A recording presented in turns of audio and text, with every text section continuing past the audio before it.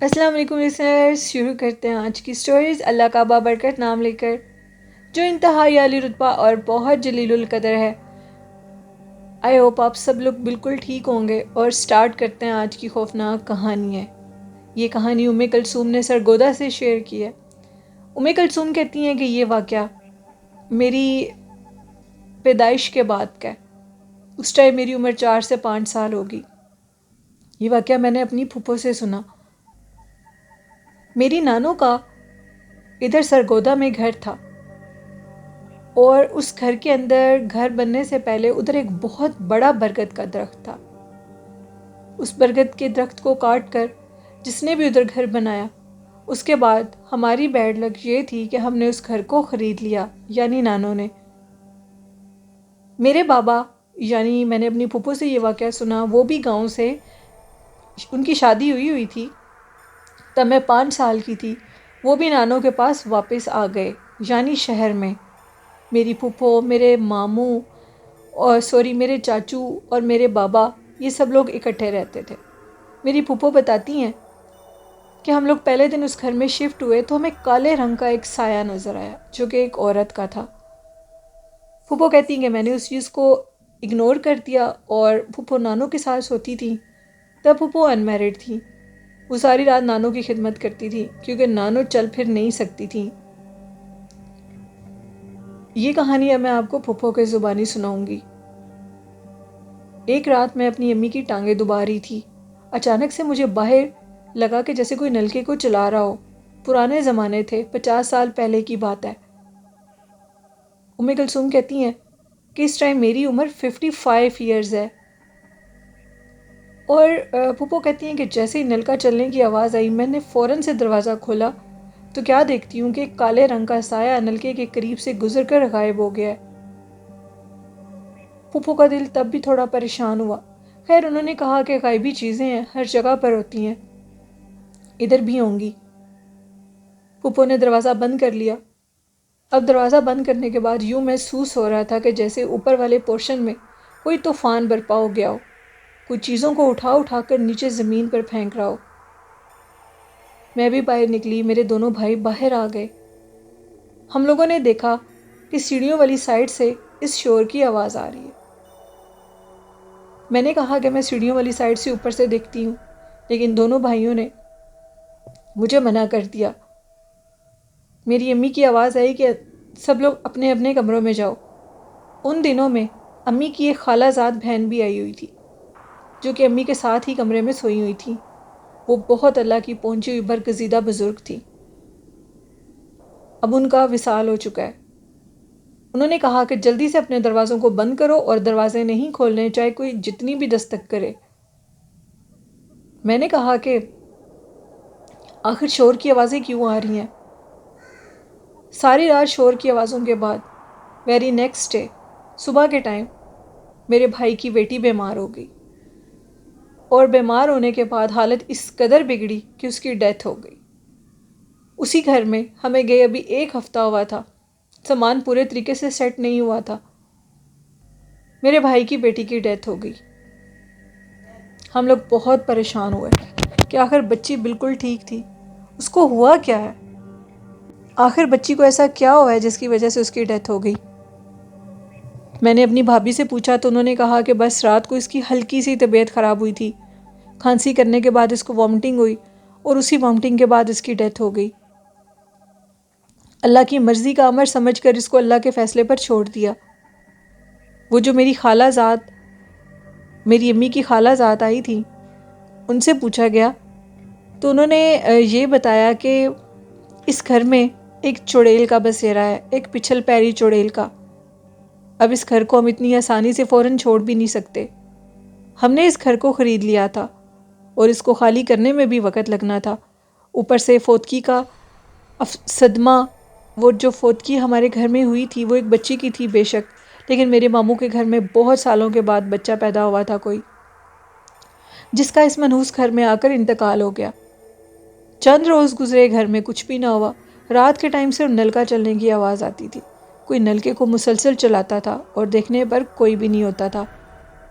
ایک دن ہم سب لوگ بیٹھے ہوئے تھے، اچانک سے صحن میں کیا دیکھتے ہیں کہ ایک عورت سیڑھیوں والی سائڈ سے نیچے اتری ہے اور اس کے ساتھ 2 بچے ہیں، اور ان کے ہاتھ میں ایک، جس کو ہم برتن بولتے ہیں سالن کے لیے، روٹی کے لیے، وہ تھا، اور وہ آئی ہے اور مجھ سے روٹی مانگنے لگی۔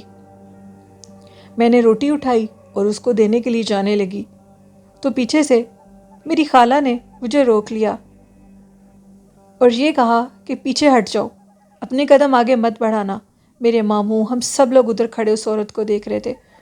وہ ایک انتہائی غریب سی حلیے کی عورت تھی جس کا حلیہ بہت خیر تھا، کپڑے پھٹے ہوئے تھے، بچوں کے کپڑے بھی پھٹے ہوئے تھے، بچے نہایت کالے سیاہ تھے۔ وہ عورت بھی بہت کالی رنگت کی تھی، اس کا درمیانہ سا قد تھا اور بالکل پتلی سی تھی۔ میری خالہ نے اس کے منہ پر زوردار تماچا مارا اور کہا کہ دفع ہو جاؤ۔ وہ اپنی جگہ سے ہل نہیں رہی تھی۔ خالہ نے اس کو پکڑا بالوں سے، اس کے بچوں کے بازو پکڑے اور اس کو سیڑھیوں میں جا کر دھکا دیا اور کہا کہ خبردار ادھر سے نیچے آئی۔ خالہ نے کچھ پڑھ کر سیڑھیوں کا دروازہ بند کر دیا اور ہم سب کو سختی سے منع کر دیا کہ اب سیڑھیوں کے دروازے کو نہیں کھولنا۔ ہم لوگ اس قدر پریشان ہوئے اور خالہ سے پوچھا کہ یہ تھی کون اور ہمارے گھر میں یہ عورت اور 2 بچے کیا کر رہے ہیں؟ خالہ نے کہا کہ اپنے دل کو تھام لو اور غور سے سنو، یہ ایک پچھل پیری چڑیل تھی اور اس نے مجھے یہ بتایا کہ یہ جگہ اس کی رہنے کی ہے۔ اس جگہ پر ایک برگد کا بہت بڑا درخت تھا۔ اب اسی گھر میں برگد کے پیڑ کے نیچے والی گول سی جو جگہ بنی ہوتی ہے جہاں پر مٹی ہوتی ہے، جہاں پر درخت کی جڑ ہوتی ہے، اس جگہ پر ہم لوگ بیٹھے ہوئے تھے۔ 4 پائیاں بچھی ہوتی تھیں اونچی جگہ پر، کافی بڑا درخت تھا۔ ہم لوگ اتنے پریشان ہوئے اور اس کے بعد ہم لوگوں نے یہ فیصلہ کیا کہ ہم لوگ اس گھر کو چھوڑ دیں گے۔ خالہ نے کہا کہ اس گھر کو چھوڑنا آسان کام نہیں ہے، اگر ہم اس گھر کو فوراً چھوڑیں گے تو شاید آگے والا گھر اس سے بھی زیادہ سخت ہو۔ ان دنوں میں آبادی بہت کم ہوتی تھی۔ خیر، اب اس کے بعد سب لوگ ڈرے ہوئے تھے اور سیڑھیوں کی طرف کوئی بھی نہیں جاتا تھا۔ ایک رات ہم لوگوں کے گھر میں دوبارہ سے چھت کے اوپر شدید لگ رہا تھا کہ جیسے طوفان آ چکا ہے، کچھ چیزوں کو اٹھا اٹھا کر زمین پر پھینک رہا تھا۔ سب کے دل تھم گئے تھے، خدا نہ خواستہ اب کی بار کیا نقصان ہوگا، اب کی بار کیا ہوگا، اب کس کی باری ہے؟ خالہ نے کہا کہ ڈرنے کی ضرورت نہیں ہے، اس نقصان کی، اس آواز کی طرف بالکل بھی دھیان نہ دو۔ ہم سب لوگ درود شریف پڑھ رہے تھے۔ رات خیر بڑی مشکل سے گزری۔ ہم نے خالہ سے کہا کہ خالہ اوپر جا کر دیکھنا چاہیے۔ خالہ نے کہا کہ سختی سے اوپر نہیں جانا، اس دروازے کو بند کر دیا گیا ہے، اس دروازے کو بھول کر بھی مت کھولنا۔ جبکہ ہمارا اوپر کوئی سامان نہیں ہے تو سامان کون اوپر پھینک رہا ہے اور وہ سامان کہاں سے آیا ہے؟ ابھی یہی باتیں ہو رہی تھی، اچانک سے کلثوم کہتی ہیں کہ ان کی والدہ کی طبیعت خراب ہوئی اور وہ بھی اس فانی دنیا سے کوچ کر گئی۔ اچانک ہی سب کچھ ہوا۔ اب گھر میں ایک صدمہ برپا ہو چکا تھا، ایک طوفان برپا ہو چکا تھا۔ غم کی ایک ایسی لہر ہم پر آئی کہ ابھی 10 دن پہلے میرے بھائی کی بیٹی کی ڈیتھ ہوئی تھی اور 10 دن کے بعد کلثوم کی والدہ کی ڈیتھ ہو گئی۔ اس حادثے نے سب کو چونکا دیا۔ کلثوم کہتی ہیں ان کو کچھ ہوش نہیں تھا ان کے ساتھ کیا ہوا اور کیا نہیں ہوا۔ وہ اپنی والدہ سے انتہا سے زیادہ اٹیچ تھیں۔ اب یہ طے پا گیا کہ اس گھر کو چھوڑ کر جانا ہی جانا ہے، اس گھر میں ایک پل بھی نہیں رہنا، کیونکہ 10 دن کے گیپ پر ان کی والدہ کی ڈیتھ ہو گئی اور اس سے پہلے بچی کی ڈیتھ ہو گئی۔ اب اس سے پہلے کہ کوئی اور نقصان کروائیں، خالہ نے کہا کہ اب ادھر رکنا ناممکن ہے، ادھر سے ہمیں نکلنا ہوگا۔ ہم لوگ ادھر سے نکل گئے اور ادھر سے نکلنے کے بعد ایک اور گھر میں چلے گئے۔ اس گھر میں ہمارا جو تھوڑا بہت سامان رہ گیا تھا وہ ہم نے ادھر ہی پھینک دیا، سوچا بھی نہیں کہ دوبارہ اس گھر میں جائیں گے۔ جو کچھ اکٹھا کیا اس کو لے کر نکل گئے۔ والدہ کی ڈیتھ ہو گئی، بچی کی ڈیتھ ہو گئی، نقصان کروایا۔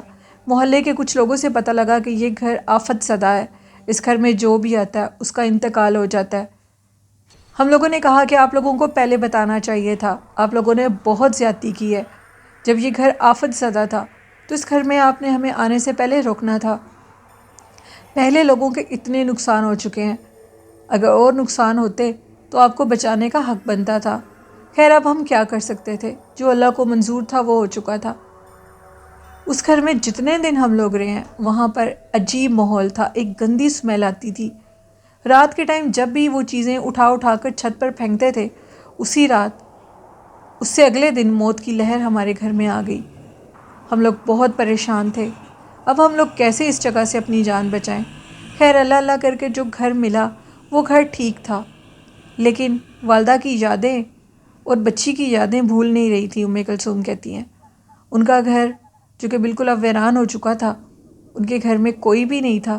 ماموں جو کہ گاؤں واپس چلے گئے تھے، کلثوم اپنی والدہ کی خالہ زاد کزن کے ساتھ اسی گھر میں کہتی ہیں کہ رہنے لگیں۔ بھائی جو ان کے ماموں تھے وہ لوگ تو واپس چلے گئے، لیکن ان کے جو باقی رشتہ دار تھے، کلثوم کہتی ہیں، یعنی ان کی جو کلثوم تھی ان کی پھپھو ادھر رہتی تھی، ان کی پھپھو اور ان کی خالہ زاد جو والدہ کی کزن تھی وہ کلثوم کی پھپھو کے ساتھ رہنے لگے۔ کلثوم کہتی ہیں کہ پھپھو کہتی ہیں کہ تم تب بہت چھوٹی تھی، تمہیں بھی واپس بھیج دیا گیا، کیونکہ ماموں لوگ ڈر چکے تھے برے طریقے سے، کیونکہ وہ کہتی ہیں، کلثوم کہتی ہیں کہ میرے جو والد صاحب تھے وہ اس قدر ڈر گئے تھے کہ ادھر بھی کوئی ایسی آفت نہ ہو جو کہ ہمیں نقصان دے۔ ہم لوگوں نے بہت مشکل کے دن گزارے۔ خیر اس کے بعد ہم لوگ دوبارہ گاؤں میں چلے گئے، یعنی پھپھو اور خالہ زاد جو کزن تھی میری نانوں کی، وہ پھپھو کو لے کر واپس گاؤں چلے گئے۔ تب سے اب تک وہ گاؤں میں ہی رہتے ہیں، اور وہ یہ کہتی ہیں کہ گاؤں کے جو گھر ہیں وہ بہتر ہوتے ہیں، گاؤں کے لوگ مخلص ہوتے ہیں اور وہ بالکل سچ بتا دیتے ہیں۔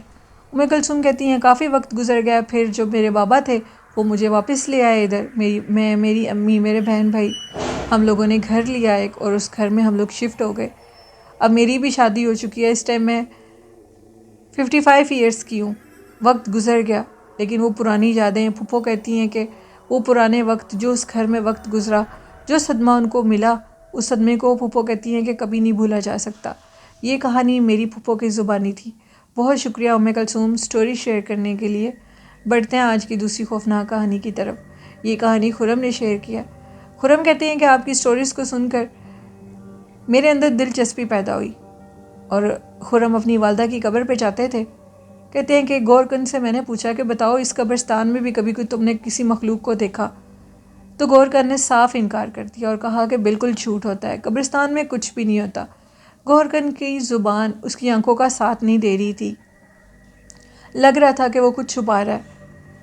خیر میں نے اس کے اوپر زیادہ زور نہ دیا۔ میرے ساتھ اس دن میرا ایک دوست بھی تھا۔ میرا دوست یہ کہتا ہے کہ بالکل بھی مغرب کے بعد قبرستان میں مت جایا کرو، اور قبرستان میں پرفیوم بھی لگا کر مت جایا کرو۔ بہت سی آفات ہوتی ہیں جو کہ پرفیوم کی خوشبو کی وجہ سے وہ اوپر آتی ہیں۔ اور اس کے بعد خرم کہتے ہیں کہ میرے دوست نے مجھے یہ بتایا کہ میرے ساتھ ایک خوفناک واقعہ پیش آیا۔ میں قبرستان کے اندر تو نہیں گیا، لیکن رات کے ٹائم اس روڈ سے گزر رہا تھا۔ اس روڈ پر میں نے چھوٹے چھوٹے قد کی کچھ مخلوقات کو دیکھا جو کہ قبرستان کے دروازے سے باہر نکلی اور بالکل میری گاڑی کے آگے آ گئی۔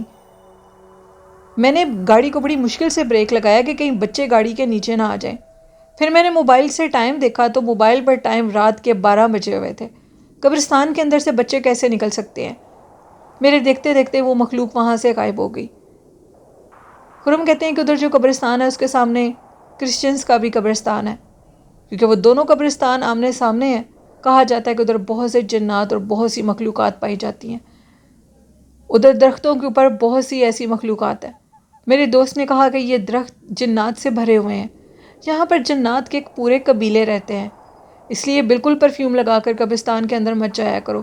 قبرستان میں کوئی انسان تو زندہ رہتا نہیں ہے، اور وہ جگہ بالکل خاموش ہوتی ہے۔ جنات انسانوں سے ہٹ کر اپنی زندگی کو ادھر گزارنے کی کوشش کرتے ہیں کہ وہاں پر کوئی ان کو تنگ نہ کر سکے۔ جب تک جنات کو نہ چھڑا جائے جنات تنگ نہیں کرتے۔ کچھ شرارتی جنات ہوتے ہیں جو کہ انسانوں کو تنگ کرتے ہیں، انسانوں کی آبادیوں میں آ کر رہتے ہیں اور ان کو جان بوجھ کر تنگ کرتے ہیں۔ تو سارے جنات ایسے نہیں ہوتے۔ خرم کہتے ہیں کہ یہ ایک شارٹ سا واقعہ تھا جو میں نے آپ کے ساتھ شیئر کیا۔ بہت شکریہ خرم۔ یہ تھی آج کی خوفناک کہانیاں۔ کیسی لگیں آپ کو؟ اپنا فیڈ بیک ضرور دیجیے گا۔ اور آخر میں کہنا چاہوں گی کہ والدین جیسی خوبصورت نعمت کی قدر کریں، اللہ اور اللہ کے رسول صلی اللہ علیہ وسلم کی اطاعت کریں تو کامیابیاں ضرور آپ کے ساتھ دیں گی۔ نماز، درود شریف اور قرآن پاک کو زندگی کا وظیفہ بنا لیں۔ یہ مسلمانوں کا حق بنتا ہے کہ وہ اللہ اور اللہ کے رسول صلی اللہ علیہ وسلم کے اطاعت کریں اور ان کے بتائے ہوئے راستے پر چلیں۔ آئی ہوپ اس پر آپ عمل کریں گے اور میرے چینل کو زیادہ سے زیادہ سبسکرائب، لائک اور شیئر کریں۔ اپنی ہوسٹ نیلم یاسین کو اجازت دیجیے، دعاؤں میں بہت سا یاد رکھیے گا۔ اللہ حافظ۔